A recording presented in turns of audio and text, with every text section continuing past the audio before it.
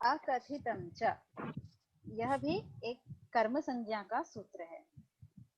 कर्तुरीप्सिततमं कर्म, इस सूत्र से ईप्सिततम जो होगा उसकी कर्म संज्ञा कही थी।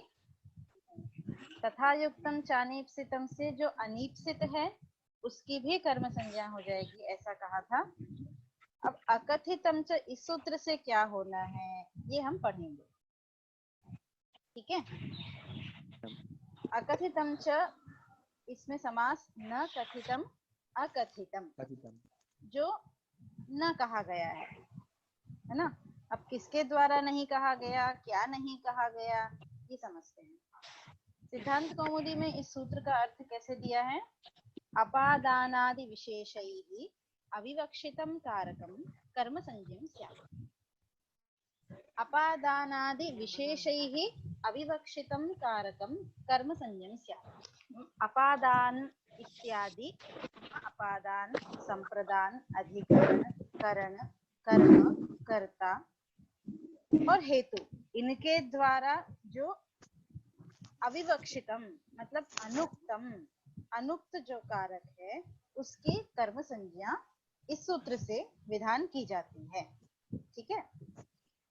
तो अब अपादानादि मतलब कि कर्ता को क्रिया के द्वारा, क्रिया में जो अन्वय हो रहा है वो कारक है, और वो कारक क्रमशः अपादान, अधिकरण, संप्रदान इत्यादि होते हैं। जैसे ध्रुवम अपाये होगा तो अपादानम, कर्मणा यमभिप्रैति होगा तो संप्रदानम, कर्तुः ईप्सिततमम् होगा तो कर्म। तो इन, हाँ बोलो, किसी को कुछ कहना है? तो इत्यादि अपादान आदि कारकों की अविवक्षा होने पर, पहले बताया था कि कारक जो हैं विवक्षाधीन होते हैं। कर्ता को कर्ता की इच्छा से, यदि अपादान की इच्छा है तो अपादान कारक बनाना है उसको, यदि कर्म की विवक्षा है तो कर्म कारक बनेगा। इस प्रकार से जब अपादान, कर्म, करण, संप्रदान, अधिकरण इत्यादि कारकों की जब विवक्षा नहीं होगी, जब ये कारक कर्ता को इष्ट नहीं होंगे, तब उसकी कर्म संज्ञा हो जाएगी, तब उस कारक के कर्म संज्ञा होगी। ये अकथितम च यह सूत्र कहता है, ठीक है। तो अब एक उदाहरण है, नटस्य शृणोति, ठीक है। नटस्य शृणोति, तो श्रु धातु के प्रयोग में शृणोति यहाँ पर जब नटस्य आया तो नट संबंधी श्रवणम, यह अर्थ होता है इसका। क्या? नट संबंधी श्रवणम। तो यहाँ पर अब नटस्य, नट जो नट संबंधी श्रवणम में जो नट प्रातिपदिक है, वहां पर नट जो है न तो अपादान है, न अधिकरण है, न करण है, न संप्रदान है, न कर्ता है, ठीक है। तो अपादान आदि किसी भी कारक की वहां पे विवक्षा नहीं है। जब विवक्षा नहीं है तब फिर क्या हुआ कि अब किसकी हम कर्म संज्ञा करें? जहां इन्होंने कह दिया कि अपादान, अधिकरण, संप्रदान, कर्म, करण, किसी की भी जब विवक्षा न हो तब उसकी क्या होती है? कर्म संज्ञा होती है। तो इन सब के निषेध होने पर बचा क्या? एक ही चीज बचती है, संबंध, ठीक है। एक ही चीज बचती है, संबंध। तो जब अपादान आदि कारक विशेष की विवक्षा नहीं होगी, किसकी विवक्षा होगी? तो संबंध सामान्य की जब विवक्षा होगी, संबंध सामान्य रूप अर्थ की जब विवक्षा होगी, तब उस कारक की अकथितम च इस सूत्र से कर्म संज्ञा होती है। यह स्पष्ट रूप से अर्थ है कि जब अपादानादि कारक विशेष की विवक्षा नहीं होगी, जब केवल संबंध सामान्य रूप अर्थ की विवक्षा होगी, तब उस कारक की अकथितम च इस सूत्र से कर्म संज्ञा होगी। तो नटस्य शृणोति में नटस्य, नट जो है न तो अधिकरण है, न अपादान है, न संप्रदान, न कर्म, न कर्ता, करण, कुछ भी नहीं है। क्या है? नट किसे कहते हैं? हाँ, नट किसे कहते हैं? नट मतलब जो नृत्य करते हैं या फिर कथा कहानी जो सुनाते हैं, नुक्कड़ इत्यादि पे जो होते हैं ना, हाँ, उनको नट कहते हैं। तो नटस्य शृणोति, तो नटस्य गाथाम शृणोति मतलब नट जो कथा कह रहा है उसको सुनता है, ऐसा। ठीक है, तो नटस्य शृणोति, यहाँ पर जो नट है न अपादान है न अधिकरण है, कोई भी कारक नहीं हुआ। क्या है तो कहा संबंध मात्र है, नट संबंधी गाथा मतलब कथा को सुनता है। तो नट संबंधी, संबंध सामान्य हुआ, तो संबंध सामान्य में अब अकथितम च से क्या होने लगी, कर्म संज्ञा होने लगी। हर जगह जहां जहां संबंध सामान्य अर्थ आएगा वहां वहां क्या होने लगा, अकथितम च से कर्म संज्ञा होने लगी। ये दोष है।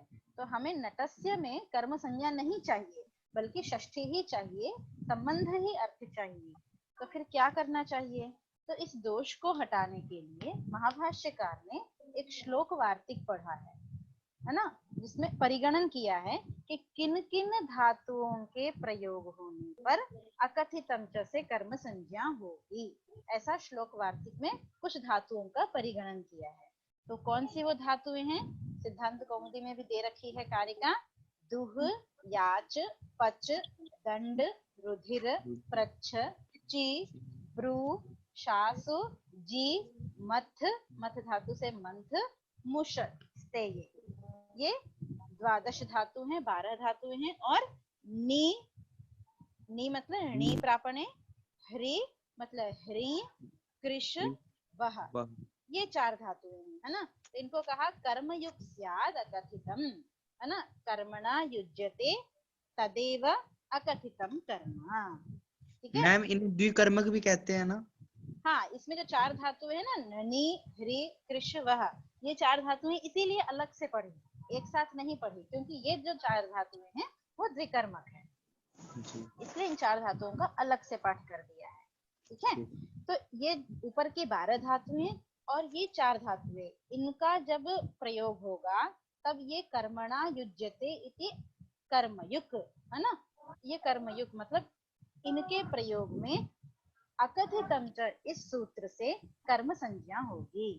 ठीक है, तो यह तात्पर्य हुआ कि अपादान इत्यादि कारकों की विवक्षा न होने पर जब इन 12 और 4 तो इन 16 धातुओं में से कोई धातु होगी तो अकथितम च इस सूत्र से कर्म संज्ञा हो जाएगी। और जब इन 16 में से कोई धातु नहीं होगी तब संबंध सामान्य में षष्ठी हो जाएगी। तो नटस्य गाथाम शृणोति, यहाँ पर शृणोति धातु का प्रयोग है। शृणोति धातु इन 16 धातुओं में से 16 धातुओं में नहीं आती है, इस कारण से नटस्य में अकथितम च से कर्म संज्ञा नहीं होगी बल्कि संबंध सामान्य में षष्ठी शेषे इस सूत्र से षष्ठी विभक्ति हो जाएगी और नटस्य यह प्रयोग बनेगा। ठीक है, यस मैम।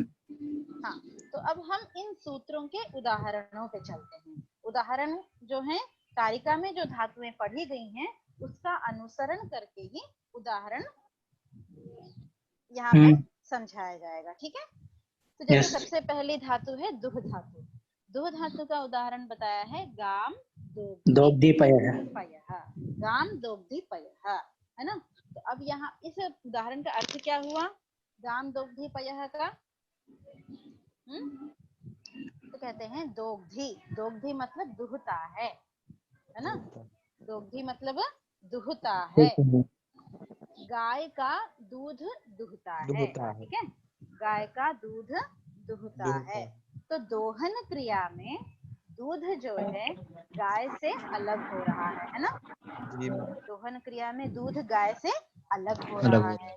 तो दोग्धी का अर्थ संस्कृत में क्या कहते हैं, तो शरणानुकूलः व्यापारः दुग्धातोरर्थः। शरणानुकूलः व्यापारः दुग्धातोरर्थः। शरणानुकूल जो व्यापार है वह दुह धातु का अर्थ है, और शरणानुकूल जो व्यापार है वो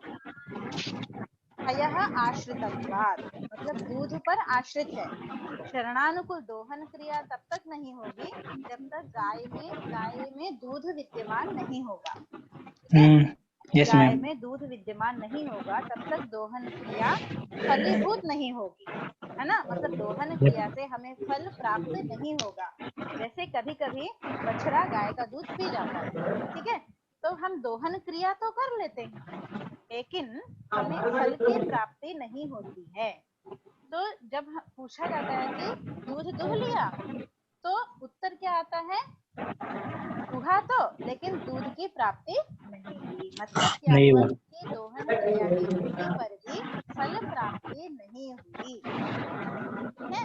तो इसलिए दोहन क्रिया नामक शरणानुकूल व्यापाराश्रितत्वात् पयः कर्म।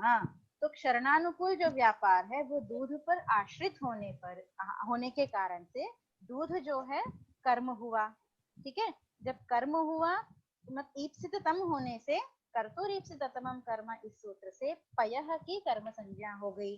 और जब कर्म संज्ञा हो गई तो पयः में द्वितीय विभक्ति हो गई। रूप कैसे चलते हैं, पयः पयसी पयांसी प्रथमा विभक्ति, फिर पयः पयसी पयांसी द्वितीय विभक्ति, ठीक है। तो गाम दोग्धी पयः, यहाँ पर जो पयः है वो द्वितीय विभक्ति का रूप है। और यहाँ द्वितीय विभक्ति कैसे हुई, तो कर्तुरीप्सिततमं कर्म से कर्म संज्ञा होने पर कर्मणि द्वितीय से द्वितीय हो गई, ठीक है। इतना समझ में आया। अब आगे चलते हैं कि जो पयः दोग्धी है, दूध दुहता है। तो अब जो दूध दुह रहा है, दूध जो है गाय से अलग हो रहा है, ठीक है। तो गाय से गौस्तु क्षरणे अपादानम, दूध दुहने की क्रिया में गाय क्या हुई, गौ क्या हुई, अपादान हो गई, ठीक है। जब गौ अपादान हो गई तो वहां पर पंचमी विभक्ति होनी चाहिए, ठीक है, पंचमी विभक्ति होनी चाहिए। और गोहो, पंचमी विभक्ति में गो शब्द का रूप क्या बनता है, गोहो। तो गोहो दोग्धी पयः, ऐसा रूप बनना चाहिए था। लेकिन क्या कहा कि जब अपादानादि कारकैः अविवक्षितं कारकं कर्म संज्ञं स्यात्, यह अकथितं च सूत्र का अर्थ है। मतलब कि जब अपादान इत्यादि कारक की विवक्षा नहीं होगी, विवक्षा मतलब इच्छा, इच्छा किसको होगी, जो प्रयोग कर रहा है, जो वाक्य का प्रयोग कर रहा है उसके अनुसार इच्छा या अनिच्छा देखी जाती है। तो जैसे मैं इस वाक्य का प्रयोग कर रही हूँ किसका, कि गाम दोग्धी पयः, ठीक है, मतलब गाय का दूध दुहता है। तो यहाँ पर जब मुझे यदि अपादान कारक बताने की इच्छा होगी तब मैं अपादाने पंचमी से पंचमी विभक्ति करके गोहो पयः दोग्धी ऐसा प्रयोग कर सकती हूँ। लेकिन जब नियम है जी ये, हाँ ऐच्छिक नियम है, इच्छा के अनुसार, हाँ इच्छा के अनुसार होगा, है ना। उस सूत्र में क्या कहा है, अपादानादि कारकैः अपादानादि विशेषैः अविवक्षितं कारकम, मतलब विवक्षा न होने पर कर्म संज्ञा होगी और जब विवक्षा होगी तब अपादान से पंचमी ही हो जाएगी, ठीक है। तो जब विवक्षा हुई तो गोहो पयः दोग्धी यह रूप बन सकता है। और जब इच्छा नहीं हुई, मतलब अपादान की जब विवक्षा नहीं होगी तब अकथितं च इस सूत्र से गोह की कर्म संज्ञा हो जाएगी, ठीक है। कर्म संज्ञा हो करके उसमें द्वितीय विभक्ति हो जाएगी, है ना। तो इस प्रकार अपादानत्वम उपेक्ष्य संबंधित्वात्मना गोर्विवक्षायाम अकथितं च इति सूत्रेण कर्मत्वं स्यात्, मतलब अपादान की जब विवक्षा नहीं हुई तब संबंध सामान्य अर्थ रह गया। जब अपादान की विवक्षा नहीं रही तब संबंध सामान्य अर्थ रह गया कि गो संबंधी पयः दोग्धी, मतलब गाय से संबंधित जो दूध है उसका दोहन करता है, ठीक है। गो संबंधी पयः कर्मकम दोहनम, यह अर्थ हो गया गाम दोग्धी पयः इसका, ठीक है। तो इस प्रकार गाम दोग्धी पयः यह भी शुद्ध प्रयोग है और गोहो पयः दोग्धी यह भी शुद्ध है, केवल विवक्षा के अधीन होगा, ठीक है। आगे चलते हैं, आगे की क्या धातु है, याच धातु है, दुह याच। याच का उदाहरण क्या है, बलिम याचते वसुधाम, बलिम याचते वसुधाम, ठीक है।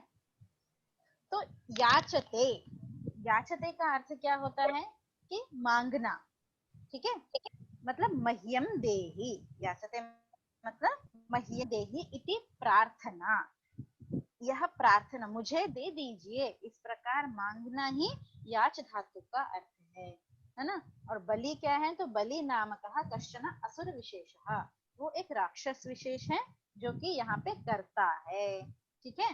तो बलि अर्थ क्या हुआ, बलिम याचते वसुधाम का, कि बलि संबंधी यत् वसुधा कर्मकं दानं तत् प्रार्थयते इत्यर्थः, ठीक है। बलि संबंधी यद वसुधा कर्मकं दानम तत् प्रार्थयते इत्यर्थः, मतलब बलि संबंधी जो वसुधा है, बलि संबंधी वसुधा की याचना कर रहा है, मतलब वसुधा यहाँ पे क्या हुई, वसुधा वस्तुतः कर्म हुआ जो कर्तुरीप्सिततमं कर्म से इसकी कर्म संज्ञा होगी वसुधा की, क्योंकि याचन क्रिया में उसको वसुधा भूमि इष्टतम है, भूमि की याचना कर रहा है, वो भूमि की याचना कर रहा है, इस कारण से जो वसुधा है, वसुधा इष्टतम होने से वसुधा की कर्म संज्ञा कर्तुरीप्सिततमं कर्म से हो जाएगी। फिर जो बलि है, बलि मतलब राक्षस विशेष है, वो क्या है कि संबंधी अर्थ में वहां पर उसकी कर्म संज्ञा हो जाएगी, मतलब बलि कर्तृकम वसुधा कर्मकम दानम प्रार्थयते इत्यर्थः, है ना। बलि कर्तृकम वसुधा कर्मकम दानम प्रार्थयते इत्यर्थः, ठीक है। अब यहाँ पे एक बात समझने की है, मतलब यहाँ पे दो मत हैं, प्राचीनों का एक मत है, नव्यों का एक मत है, प्राचीन व्याकरण और नव्य व्याकरण। इससे पहले मैंने क्या बताया था कि जब अपादानादि कारक विशेष की विवक्षा नहीं होगी तब संबंध सामान्य के विवक्षा होने पर अकथितम च से कर्म संज्ञा हो जाएगी, यही बताया था ना। अपादान इत्यादि विशेष कारकों की विवक्षा न होने पर केवल जब संबंध सामान्य अर्थ रह जाएगा, तो जैसे गो संबंधी पयः कर्मकम दोहनम, अपादान अर्थ नहीं रहा तो केवल संबंध सामान्य अर्थ रहने पर, संबंध सामान्य रूप अर्थ की विवक्षा होने पर वहां अकथितम से कर्म संज्ञा होती है, ठीक है। तो यह जो अर्थ है अकथितम का, ये प्राचीन वैयाकरणों के अनुसार है, ठीक है। तो नव्य वैयाकरणों का क्या तात्पर्य है, तो नव्य वैयाकरणों का कहना है कि अपादानत्वादि विशेष रूपेण अविवक्षितम किंतु कर्मत्वेन विवक्षितम, मतलब अपादानादि विशेष कारकों की विवक्षा न हो लेकिन कर्मत्व के विशेष रूप से विवक्षा जब होगी तब अकथितम से कर्म संज्ञा हो जाएगी। तो नव्यों का तात्पर्य यह है कि कर्मत्व की विवक्षा होने पर, मतलब अपादान इत्यादि कारकों की विवक्षा न हो लेकिन कर्मत्व की विवक्षा होनी चाहिए।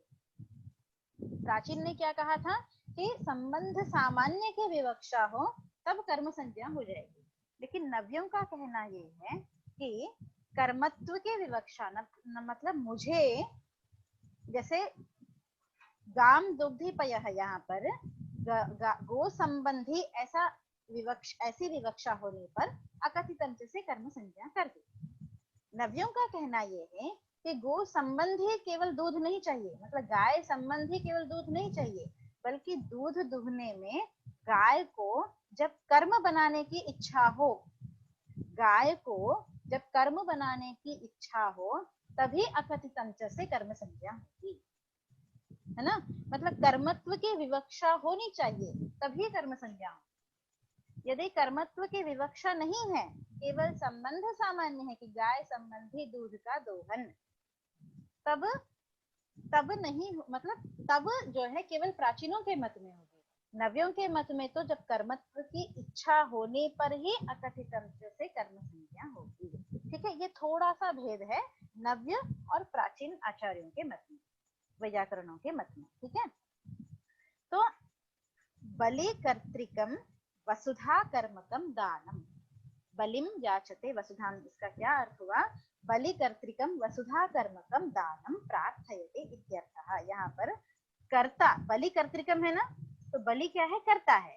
उस कर्ता की जब कर्मत्व विवक्षा होगी, नाम कर्म कारक की जब विवक्षा होगी, तब अकथित इस सूत्र से कर्म संज्ञा हो जाएगी, तो बलिम ये द्वितीया हो जाएगी। ठीक है। और जब संबंध सामान्य इष्ट है प्राचीन आचार्यों के मत में, तो बलि विग्रह वाक्य में भेद आ रहा है। देखिए, जब कर्तृत्व होगा तो बलि कर्तृकम वसुधा कर्मकम दानम प्रार्थयते, यह अर्थ होगा। और जब संबंध सामान्य की विवक्षा होगी तो बलि संबंधी यत् वसुधा कर्मकम दानम तत् प्रार्थयते इत्यर्थः। ठीक है। कोई संदेह है किसी को, कोई जिज्ञासा है? मुझे लगता है थोड़ा सा आपको कंफ्यूजन है। किसी को कुछ पूछना है?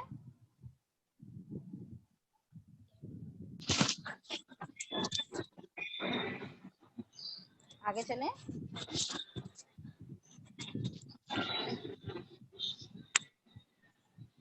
आप लोग कोई रिप्लाई दीजिए, आगे चलें तो आगे बढ़ते हैं। हाँ मैम, आगे चलो। आगे चलें, ठीक है। हाँ मैम। तो बलिम याचते वसुधाम, यहाँ पर बलि की जो है बलिम, यह जो है अकथित अंश से कर्म संज्ञा हो जाएगी, तो बलिम में द्वितीया हो जाएगी। और जो वसुधाम है वहां पर तो कर्तुरीप्सिततमम कर्म से ही कर्म संज्ञा होगी और द्वितीया हो जाएगी। तो इस प्रकार बलिम याचते वसुधाम यह प्रयोग बन जाएगा। आगे धातु है पच धातु, तंडुलान ओदनम पचति, यह उदाहरण है आपका, तंडुलान ओदनम पचति। पचते धातु का अर्थ होता है विक्लित्यनुकूलः, अविक्लित्यनुकूलः व्यापारः पच धातोरर्थः, है ना। मैम तंडुलम और ओदनम में क्या अंतर है? कच्चे चावल को तंडुल कहते हैं और पके चावल को ओदन कहते हैं। ठीक है। तो तंडुलान ओदनम पचति, कच्चे चावलों को ही पकाने के बाद वो ओदन बनेगा। ठीक है। तो तंडुलान ओदनम पचति। ठीक है। तो पचति में विक्लित्य अनुकूलः व्यापारः पच धातोरर्थः। विक्लित्य अनुकूलः व्यापारः मतलब कि चावल में, चावल को जब हमने गैस पे चढ़ाया, धोने के बाद बटलोई में चढ़ाया, उसमें पानी डाला, उसको चलाया, इतना सब करने के बाद जब वो चावल गलने लगते हैं, मतलब नरम होने लगते हैं, तो ये जो नरम होने वाली प्रक्रिया है उसको ही कहते हैं विक्लित्ति। चावल जो नरम होने लगते हैं वो जो प्रक्रिया है उसको ही कहते हैं विक्लित्ति। तो विक्लित्य अनुकूल व्यापार, तो विक्लित्य अनुकूल जो व्यापार है वही पचति इस शब्द से कहा जाता है। ठीक है। तो पचति क्रिया होने के बाद हमें फल क्या मिलता है कि वो विक्लित्ति, ना मतलब जो कड़े कड़े चावल हैं वो नरम हो जाते हैं, पक जाते हैं। ठीक है। तो ये जो पकना है, चावल का जो पकना है वो किस पर आश्रित है, तो ओदन पर आश्रित है। ठीक है। पक गया है यह हमें कब पता चलता है, जब तंडुल ओदन बन जाता है। ठीक है। तो विक्लित्ति ही, विक्लेदन फल का आश्रय ओदन है। विक्लित फलाश्रय, विक्लित्ति रूप फलाश्रयत्वात् ओदनम प्रधानम कर्म। विक्लित्ति रूप फल ओदन पर आश्रित होने के कारण से ओदन जो हुआ प्रधान कर्म, मतलब ईप्सिततमम कर्म से, कर्तुरीप्सिततमम कर्म से ओदन की कर्म संज्ञा होगी और उसमें द्वितीया विभक्ति हो जाएगी। ठीक है। तो ओदनम पचति इतना बन गया। अब रहा तंडुलः। तंडुल क्या है, तंडुल क्या है, तो तंडुलः प्रकृति भूतैः ओदनम करोति इत्यर्थः। मतलब तंडुल क्या है, प्रकृति है। तंडुल क्या है, प्रकृति है, मतलब नेचुरल जो चीज है तंडुल, उसको प्रकृति भूत जो तंडुल है उसको ओदन, विक्लेदन क्रिया के द्वारा, विक्लित्ति क्रिया के द्वारा उसको हम क्या करते हैं, ओदन बनाते हैं। ठीक है।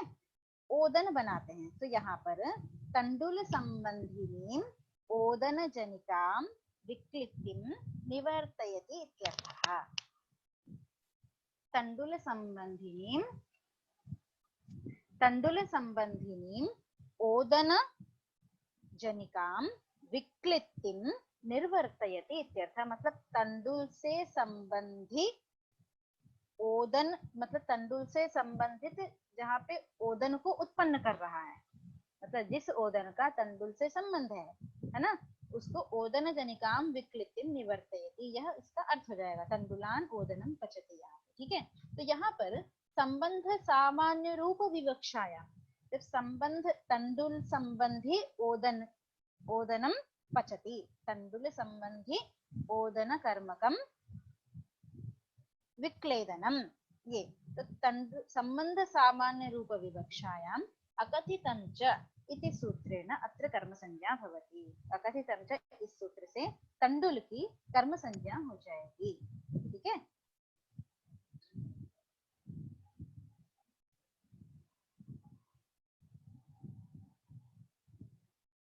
एक मिनट, कुछ टेक्निकल प्रॉब्लम है, थोड़ा सा रुकिए।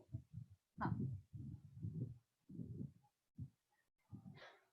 तो समझ में आया। इस प्रकार तंडुल वस्तुतः प्रकृति है, हेतु है, ठीक है, फिर भी वहां पर क्या हो गया कि अकथितम च से कर्म संज्ञा हो जाएगी और द्वितीय विभक्ति हो जाएगी, तो तंडुलान ओदनम पचति का कारण बन रहा है ना, तंडुल से, तंडुल प्रकृति है, प्रकृति भूत ही ओदनम पचति, ठीक है। आगे चलते हैं, आगे धातु है आपकी दंड धातु, ठीक है। दंड धातु का उदाहरण है गर्गान शतम दंडयति, गर्गान शतम दंडयति।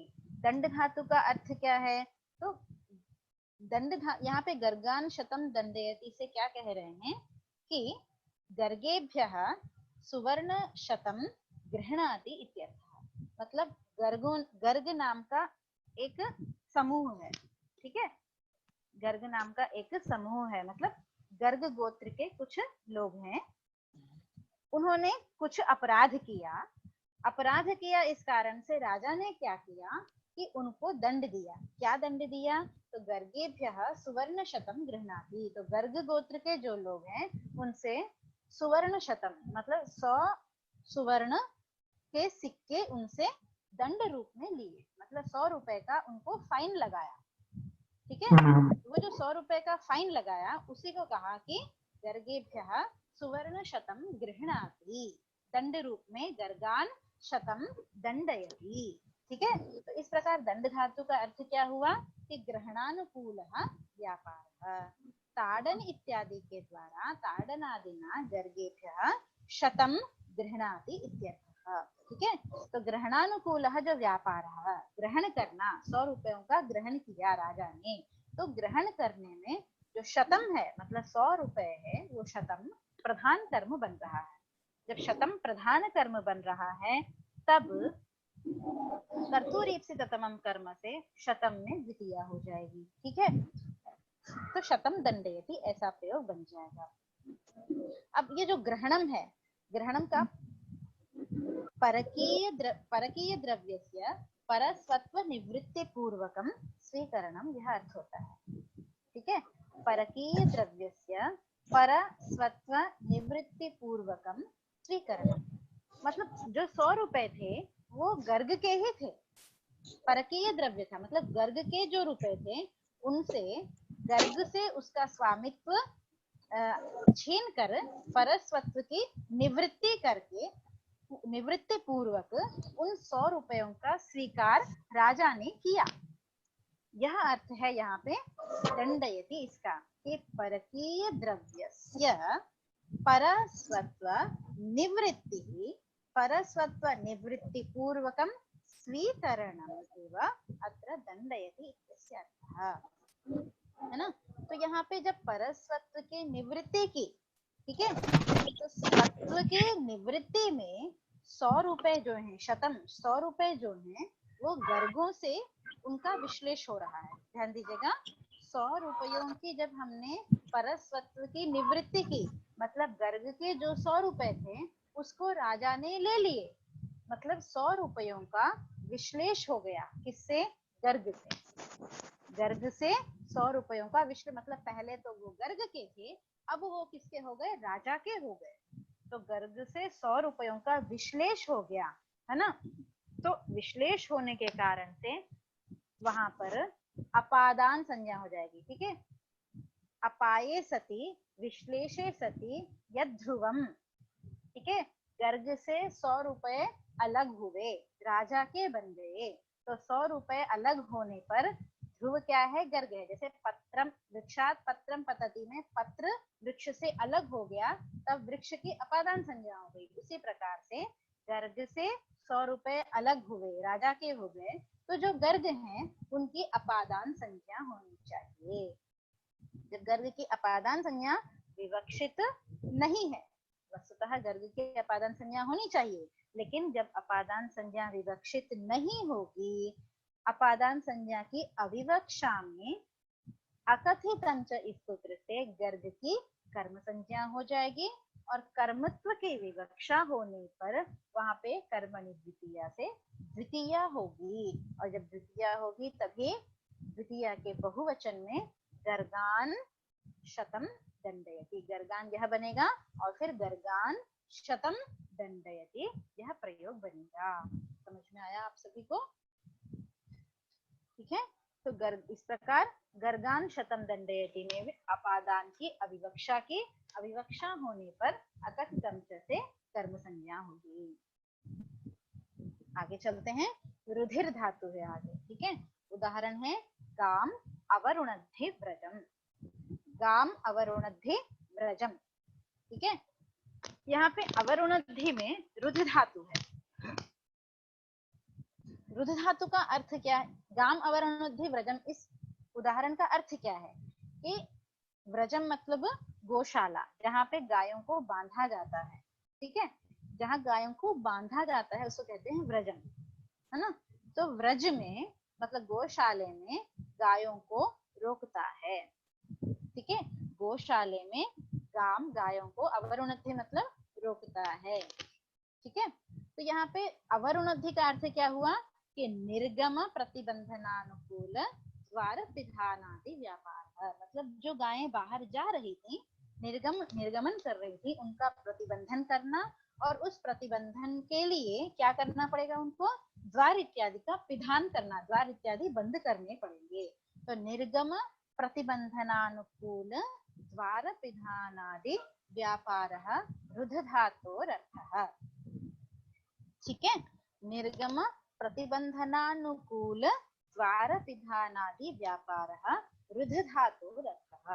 अवरुणद्धि का अर्थ क्या हुआ कि बाहर जो गायें जा रही थी उनका प्रतिबंधन किया, मतलब उनको रोका। उनको रोकने के लिए क्या करना पड़ा उनको, कि द्वार विधान करना पड़ा। तो यह जो प्रक्रिया है उसी यही प्रक्रिया अवरुणद्धि इस क्रिया के द्वारा कही जा रही है, ठीक है। तो गाम निर्गम न प्रतिबंध पूर्वकम व्रजे चिरस्थितिकाम करोति इत्यर्थः। गायों का निर्गम प्रतिबंध पूर्वक मतलब गायों को बाहर जाने से प्रतिबंध पूर्वक रोकने की प्रक्रिया के द्वारा व्रजे चिरस्थितिकाम करोति, मतलब गौशाले में ही उनको रोक देता है, गौशाले में ही उनको रोक देना, यह अर्थ हुआ। तो चिरस्थितिम प्रति मतलब व्रज में मतलब गौशाले में रोक देना, चिरस्थितिम प्रति व्रजस्य अधिकरणत्वम अस्ति। गायों को रोकने के लिए जो व्रज है मतलब गौशाला है वो अधिकरण बन रही है। कहाँ पर गायों को रोकता है? तो व्रज में, गौशाला में गायों को रोकता है। तो व्रज में गायों को रोकता है, इस कारण से व्रज क्या हुआ आपका, अधिकरण बन रहा है। अधिकरण में पेपर, तो अधिकरण बन रहा है। व्रज क्या बन रहा है? अधिकरण बन रहा है। और अधिकरण बन रहा है तो व्रज में सप्तमी अधिकरण में सप्तमी होनी चाहिए थी, लेकिन अधिकरण की अविवक्षा हो गई। जब अधिकरण की अविवक्षा हो गई तो अधिकरणत्व की अविवक्षा होने पर संबंध सामान्य मानकर अकथितम च इति सूत्रेण कर्मत्वम भविष्यति। अकथितम च इस सूत्र से उसकी कर्म संज्ञा हो जाएगी। और जब कर्म संज्ञा हो गई तो कर्मणि द्वितीया से वहां पर कहाँ व्रज में द्वितीया विभक्ति हो जाएगी, तो व्रजम बन जाएगा। गाम अवरुणद्धि व्रजम, गाम में जो द्वितीय है वो तो कर्तुरीप्सिततमम कर्म से द्वितीया होगी। तो गाम अवरुणद्धि व्रजम्। व्रज संबंधिनम गोकर्मकम चिरस्थित्यनुकूल व्यापारम करोति इत्यर्थः। व्रज संबंधिनम गोकर्मकम चिरस्थित्यनुकूल व्यापारम करोति, ऐसा अर्थ होगा। ठीक है, तो व्रज अधिकरण बन रहा था। अधिकरण की विवक्षा न होने पर अकथितंच इस सूत्र से संबंध सामान्य मानकर उसकी कर्म संज्ञा हो जाएगी और कर्मत्व की विवक्षा में फिर कर्मणि द्वितीया से द्वितीया विभक्ति हो जाएगी। इस प्रकार गाम अवरुणद्धि व्रजम, यह उदाहरण वृद्ध धातु का सिद्ध हुआ। आगे चलते हैं, आगे है पृच्छ धातु। पृच्छ धातु का अर्थ होगा, पृच्छ धातु का उदाहरण कहते हैं माणवकम पंथानम पृच्छति। माणवकम पंथानम पृच्छति, तो पृच्छ धातु का अर्थ यहाँ पे क्या हुआ,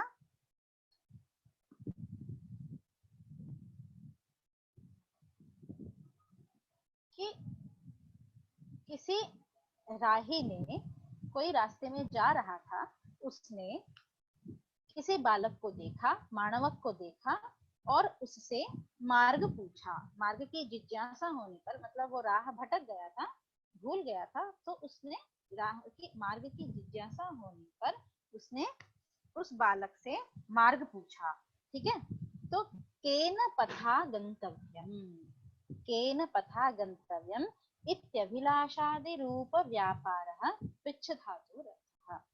केन पथा गंतव्यम इत्यभिलाषादि रूप व्यापारः पृच्छ धातुरर्थः। ठीक है, किस मार्ग से जाना है, इस प्रकार की जो अभिलाषा इच्छा हुई, वही पृच्छ धातु का यहाँ पर अर्थ है।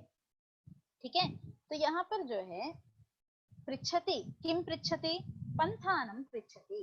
पृच्छ धातु के द्वारा उसको सब क्या पूछना इष्ट है, इष्टतम है, तो मार्ग पूछना उसको इष्टतम है। इस कारण से कर्तुरीप्सिततमम कर्म से पंथानम, यह प्रधान कर्म बन जाएगा। ठीक है, और विषयतया ज्ञान रूप फलाश्रयत्वात् पंथानम, यह प्रधान कर्म बन जाएगा। ठीक है, अब माणवकेन पंथानम ज्ञातुम इच्छति इत्यर्थः। माणवकम पंथानम पृच्छति, यहाँ पर माणवकेन पंथानम ज्ञातुम इच्छति, यह अर्थ होगा। मतलब माणवक से वो पंथानम ज्ञातुम इच्छति, माणवक से वो मार्ग को जानने की अभिलाषा कर रहा है। ठीक है, यहाँ पर माणवक से मतलब माणवक जो है कर्ण बन रहा है, साधन बन रहा है। ठीक है, करणत्व की विवक्षा होनी चाहिए, क्योंकि मार्ग को पूछने में जो माणवक है वो साधन बन रहा है। करण मार्ग को पूछने में माणवक साधन बन रहा है। साधन होने के कारण से साधकतमम करणम से करणत्व की विवक्षा होनी चाहिए थी, लेकिन करणत्व की उपेक्षा करके संबंध सामान्य की विवक्षा करके अकथितम च इति सूत्रेण, अकथितम च इस सूत्र से हम कर्म संज्ञा करेंगे, और कर्म संज्ञा होने पर कर्मत्व की विवक्षा में वहां पर द्वितीय विभक्ति हो जाएगी। ठीक है, तो पथि विषयकम माणवक संबंधी ज्ञानम इच्छति इत्यर्थः। माणवकम पंथानम इच्छति, इस वाक्य का अर्थ क्या हुआ कि पथि विषयकम माणवक संबंधी ज्ञानम इच्छति इत्यर्थः, ऐसा हो जाएगा। मतलब पथि विषयक माणवक संबंधी ज्ञानम, जानना चाहता है, यह जानने की इच्छा करता है, यह अर्थ हो जाएगा। आगे चलते हैं, ची धातु है। इस प्रकार कितनी धातुएं हुई आपके, दुह, याच, पच, दंड, रुद्ध, 5 धातु, और पृच्छ 6 धातुएं हुई। ठीक है, आगे चलते हैं, आगे है ची धातु। ची धातु का उदाहरण दिया है वृक्षम अवचिनोति फलानि, वृक्षम अवचिनोति फलानि।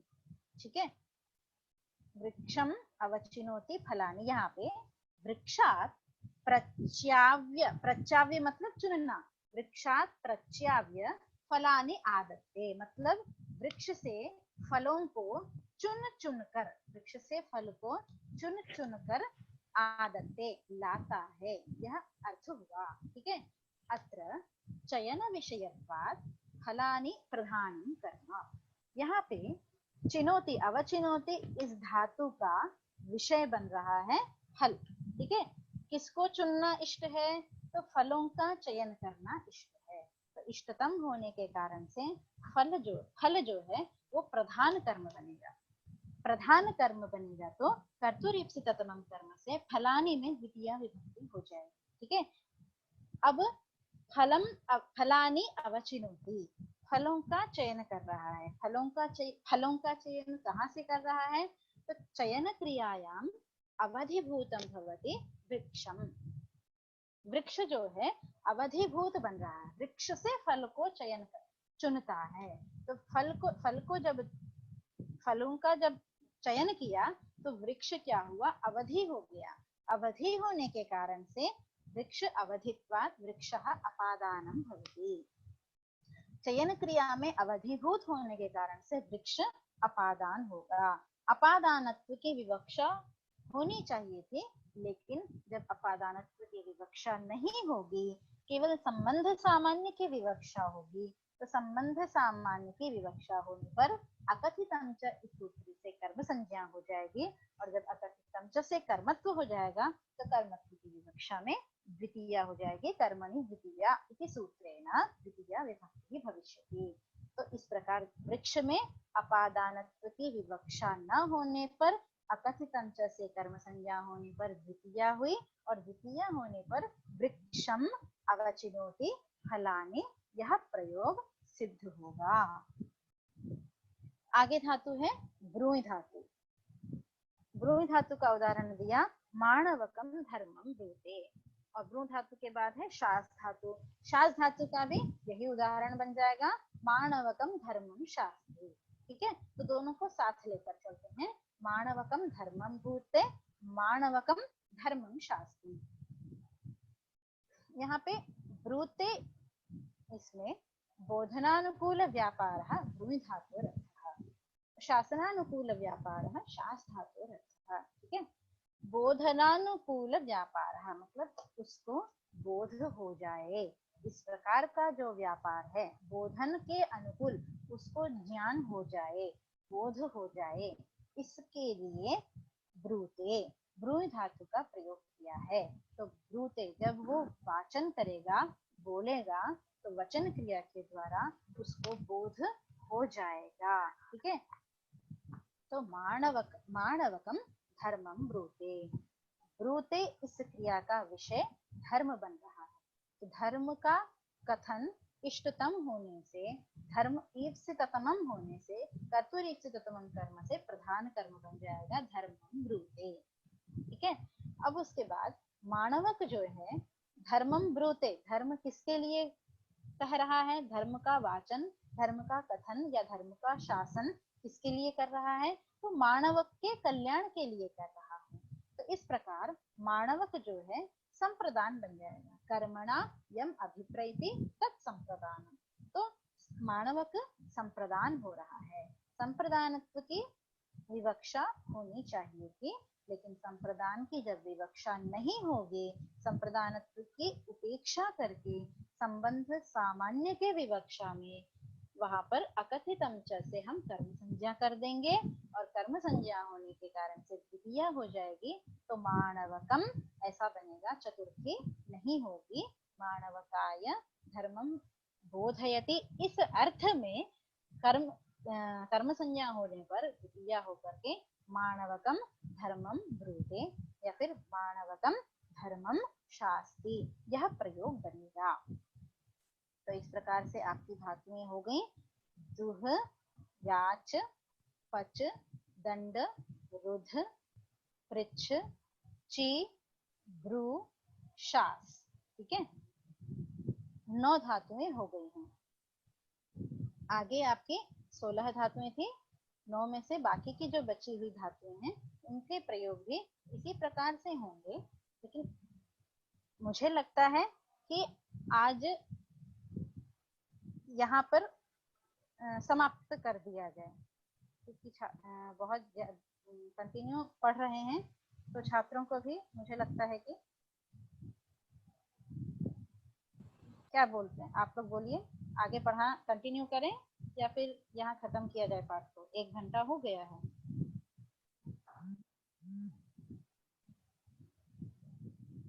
यदि आप लोगों की इच्छा है तो मैं कंटिन्यू करती हूँ, नहीं तो फिर अगले पाठ में इनके कुछ उदाहरण जो बचे हैं उनको हम कंटिन्यू करेंगे।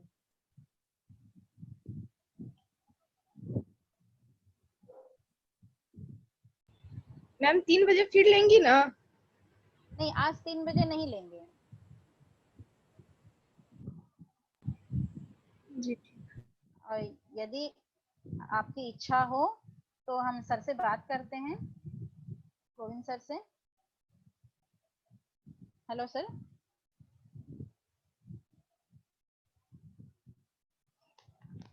एक मिनट।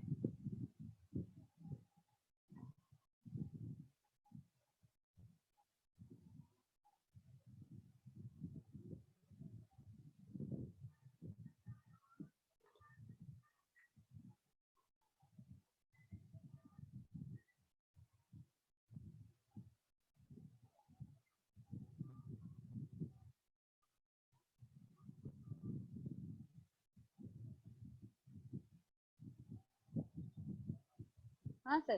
किसी का कोई प्रश्न है पूछ ले। किसी को कुछ पूछना है, कोई क्वेश्चन हो किसी का, कुछ नहीं समझ। सर अभी यह सूत्र पूरा नहीं हुआ है, 9 धातुएं हो गई हैं और कुछ धातुएं बाकी हैं, तो लेकिन मुझे लगता है कि इनको ओवरलोड हो जाएगा तो हम यहीं पे रोक देते हैं, आगे कंटिन्यू करेंगे। और जितना पढ़ाया है उसमें से किसी को जिज्ञासा हो, प्रश्न हो, वो आप पूछ सकते हैं। नहीं मैम। हाँ बोलिए। मैडम विवक्षा होना ना होना ये कैसे पता चलता है? विवक्षा होना ना होना जैसे ये हमारे ऊपर होता है, मतलब जो वाक्य का प्रयोग कर रहा है उसके अधीन होता है। जैसे मैंने पहली कक्षा में बताया था कि बादल में बिजली चमक रही है, आप ऐसा भी प्रयोग कर सकते हैं। बादल से बिजली चमक रही है, आप ऐसा भी प्रयोग कर सकते हैं। और बादल चमकता है, ऐसा भी प्रयोग कर सकते हैं। तो ये आपकी इच्छा के अनुसार है कि आप उसको अपादान बताना चाहते हैं या आप अधिकरण में प्रयोग करना चाहते हैं या आप कर्ता बताना चाहते हैं। यदि आप अपादान में प्रयोग करना चाहते हैं तो बादल से बिजली चमक रही है, आप ऐसा बोलेंगे। और यदि आप उसको अधिकरण बनाना चाहते हैं तो बादल में बिजली चमक रही है, आप ऐसा बोलेंगे। यदि आप बादल को कर्ता बताना चाहते हैं तो बादल चमकता है, ऐसा बोलेंगे। ठीक है, तो ये जो विवक्षा होना और विवक्षा न होना है वो प्रयोगकर्ता पर आश्रित होता है। ये आपके ऊपर ही आधारित होगा कि आप किस कारक का प्रयोग करना चाहते हैं। तीनों में से कुछ भी गलत नहीं है, न तो बादल में बिजली चमक रही है ये गलत है, न बादल से बिजली चमक रही है ये गलत है, और न बादल चमकता है ये गलत है। तीनों ही सही है। ठीक है, आपकी जिज्ञासा का उत्तर मिला है आपको? हाँ मैडम, थैंक यू। हाँ, और किसी का कोई जिज्ञासा?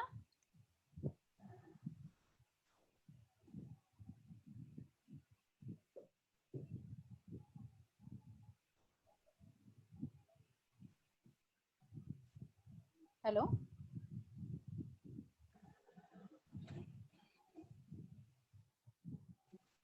किसी को कुछ पूछना है, कोई जिज्ञासा हो तो